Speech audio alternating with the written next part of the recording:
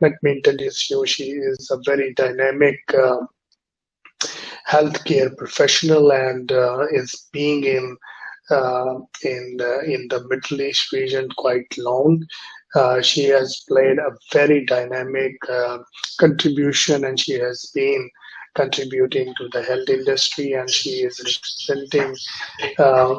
She has represented and been connected with a lot of high network chain of healthcare. So, Helen, yes, how are you? Oh, that's great. I think your mic is mute. Oh, I think it's okay now. How are you doing, Dr. Musa? Yeah, I'm doing good. Thanks for asking. And we are really excited to know about the facts and achievements and in your way, that because you are looking into from a longer perspective. So now mic is in your hand, please. Brilliant. Well, without further ado, let me just share my presentation on the screen, and I will go through the needful. So bear with me. Fantastic. So without further ado, I am going to be talking to you today about investment opportunities within healthcare in Saudi Arabia. So we will just start off with the agenda. So today I will be going into a small introduction about myself, then introducing investment opportunities within the Kingdom of Saudi Arabia. We'll then have a look at some statistics around investment across all industries in the Kingdom. We will then zone in a little bit further just onto healthcare specific statistics.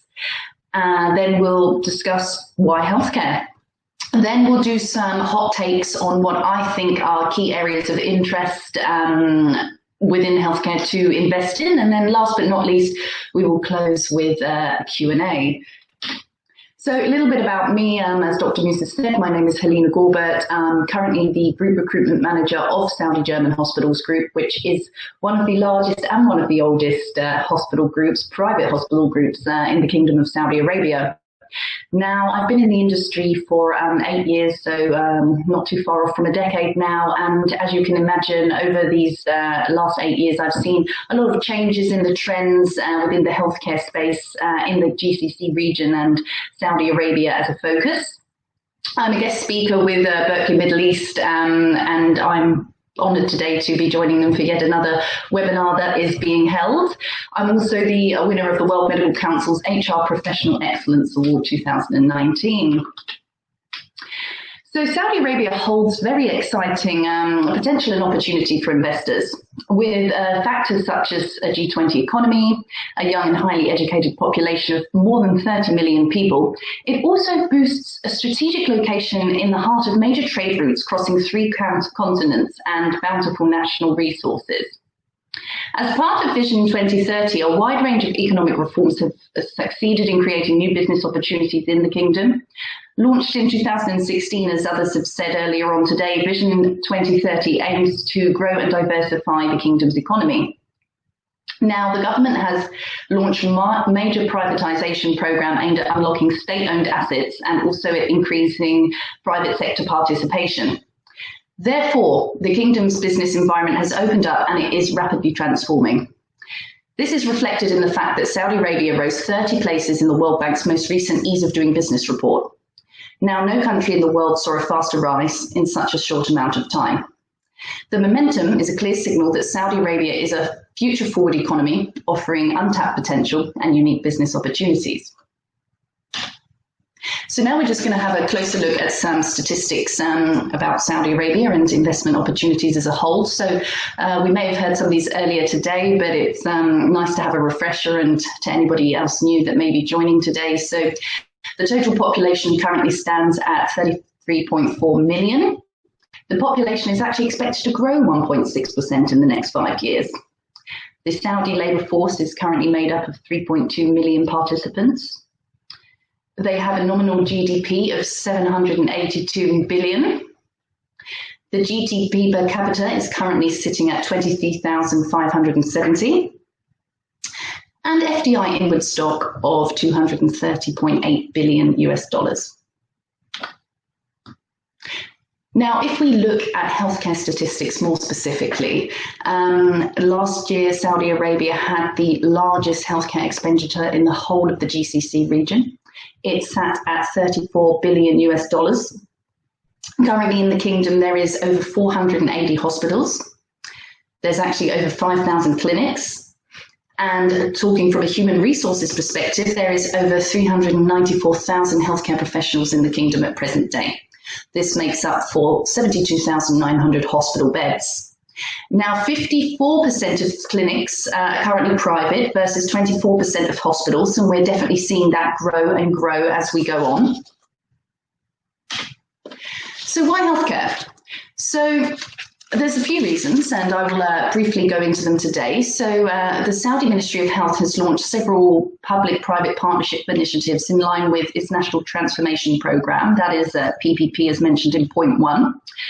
Such programs seek to expand and improve the country's healthcare sector through both foreign and domestic private investment. In 2017, the Saudi Arabian General Investment Authority authorised 100% ownership to foreign investors in the healthcare industry. Going on now to 2020 this year, the government also made a budgetary allocation of 167 billion Saudi riyals towards the privatisation of 295 hospitals, and that will be achieved by 2030. This will obviously help with the improvement of medical education and digitisation of patient records. According to Colliers International, who are the international professional services investment company firm, they expected investment in the Saudi healthcare sector till 2030, largely from the private sector, to be worth between 16.2 and 26.3 billion US. Now, that is absolutely substantial. Furthermore, according to Clifford Chance, the global law firm, investors could be looking at an internal rate of return between 15 and 20%, which therefore indicates a very profitable sector. So areas of interest, of course, healthcare is a very wide scope. There is numerous specialties in which a business could perhaps look to going in. So I'm giving my top 3 hot takes and why I think they are a good area of investment to go into within healthcare. So we start off with endocrinology. Now, diabetes, it's no secret, it is very prevalent in the GCC region. Saudi Arabia itself actually sees figures of 18.5% of the adult population suffering from diabetes, 35% from obesity, and 23% from hypertension.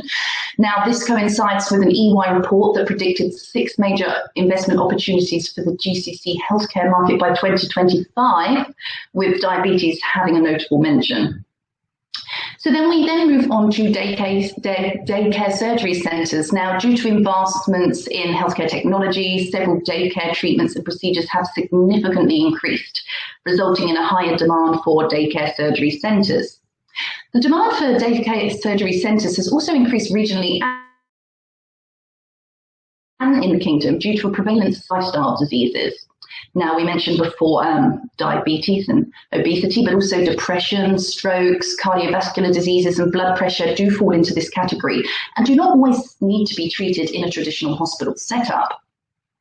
Last but not least, I'm going to talk a little bit about cosmetic and dermatological centres. So in the Middle East, Lebanon, United Arab Emirates and Turkey have historically been to the go-to places to offer such cosmetic enhancements for patients from the GCC region. But with the global cosmetic procedure market showing an annual growth rate of 5.7%, it makes perfect sense to offer such services a little bit closer to home.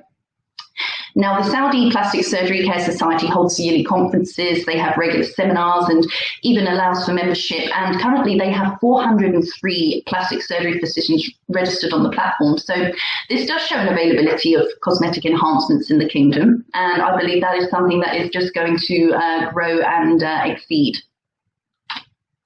So thank you very much for listening today, and I do welcome any questions that anybody may have.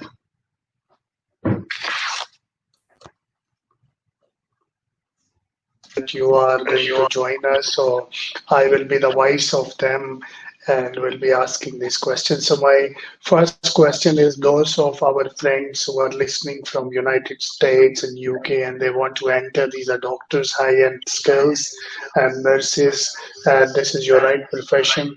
I think I should ask this question: that what you advise them, what are the pre-steps that they should take, and then what are the post impacts they are going to face in Saudi Arabia? So do you mean from a perspective whereby like a healthcare professional is coming, or somebody that is looking to set up a business perhaps? Yeah, so particularly I asking about the healthcare professional, and later we will discuss about the investors. Okay, fantastic. So actually, popular to contrary belief, it's not that difficult for healthcare professionals to seek work and even get licensed for practice in Saudi Arabia. So very similar to the UAE, how they have the Dubai Health Authority or the Health Authority Abu Dhabi, we also have Saudi Commissions, which is the licensing board in Saudi Arabia. Now, I do even find it perhaps a little bit more easier to obtain than perhaps in neighbouring GCC countries, because there's a lot of exemption from any exams that need to take place, and it's purely a paperwork process. So what I recommend for any healthcare professionals who are looking to make that move is do invest in the licensing procedure, which is not too difficult at all. It's just about gathering your papers and documents, and then it will definitely open many doors for opportunities. Now, as you can imagine, what I have explained today, there is a lot of growth, a lot of new hospitals coming up, and a lot of people are wanting to invest in a recession-proof industry such as healthcare. But I think what isn't being thought about is the human resources behind that. I mean, it's all very well and good investing in these new healthcare setups, but who is going to work there? So we are very much welcoming expatriates with open arms. And yeah, I think that it is a great place to work, the Kingdom of Saudi Arabia. That's amazing. So what kind of faculties are more required in terms of, are you looking for dermatologist and or maybe like heart specialists? What are the most demanded, or you can say the one that should look into Saudi Arabia? Yeah, sure. So, I mean, if you would have just obviously seen the presentation that I've done, you'd think like off the top of your head, oh yes, diabetes, surgery, dermatology is like a very popular specialty. But what I've actually observed is that, yes, they are needed and in demand in the kingdom, but it actually goes so much wider than that. Now, thinking about the expatriate physicians that I have brought into the kingdom, say in the last 6 months, there's been a lot of specialties there, apart from the ones just mentioned, such as orthopedic surgery, neurosurgery, general surgery in its subspecialties, and of course there is also positions such as obs and gynae and dermatology and women's health, because one thing that I have noticed within healthcare trends, say in the last year or so, is that a lot of hospitals are now taking the approach where they offer what we call a centre of excellence. So they would have like a surgery centre of excellence or a women's health centre of excellence. So you can think any of the positions that would fall into that category are much wanted at the moment in the kingdom. Oh, that's great. And what about male and female requirement as health professionals? Like, do you think that Saudi Arabia is looking for more female than a male, or what could be the proximal ratio?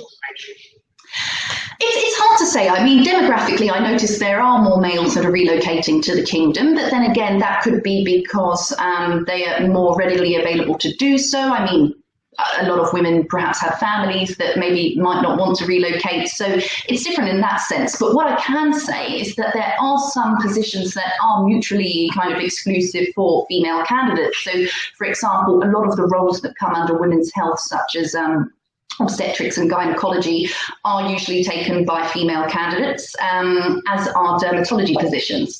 So, yeah, that's what I've observed. It's mainly males, but there are positions which are exclusively for females, so we do welcome females. I mean, I probably travel to the kingdom a few times a year, and I really love it there. So I would definitely vouch for more females to come to the kingdom.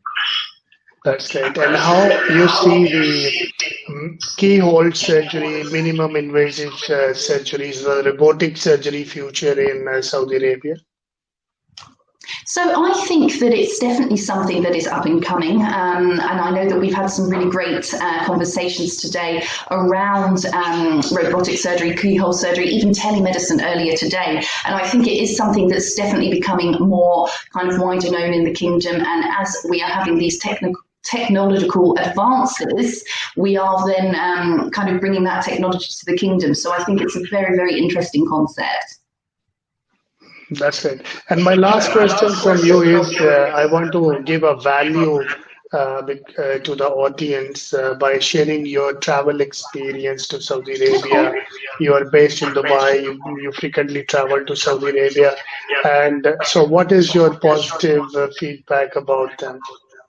Oh, okay, I'd love to. So what I've started by answering this question to let you know that I have been stuck in Dubai since about February or March this year, and I'm extremely sad because I used to travel to the kingdom on business at least once every month, once every 2 months, and that has been the regular thing for the last 2.5 years. But obviously, because of the current goings on in the world and the coronavirus pandemic that we are facing, I haven't been able to visit Saudi Arabia for quite a few months, but I will be going in early 2021. Now, I absolutely love it. I find the climate very, very, very appealing. I mean, to put it into perspective, when I cannot even leave my home in June in Dubai because of the heat, I can happily sit outside in Saudi Arabia in June.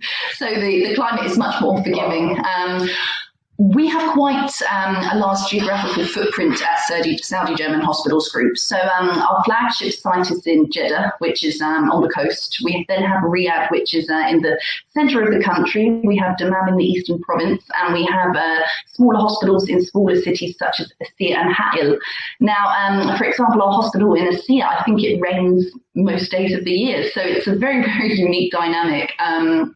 But as a woman traveling to the kingdom, I absolutely love Saudi Arabia. I adore it. I find everybody very hospitable, and I don't really have a bad word to say about it. So I really do look forward to seeing the 2030 vision achieved and seeing what the future has in store for Saudi Arabia.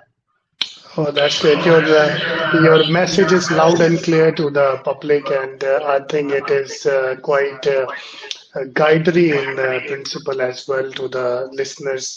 And with this, I want to thank you for being in this show, and I'm looking forward to have you in our other shows as well in the future. Oh, absolutely, Dr. Musa. It was a pleasure. I'll see you soon. Take care. Thank you, everybody.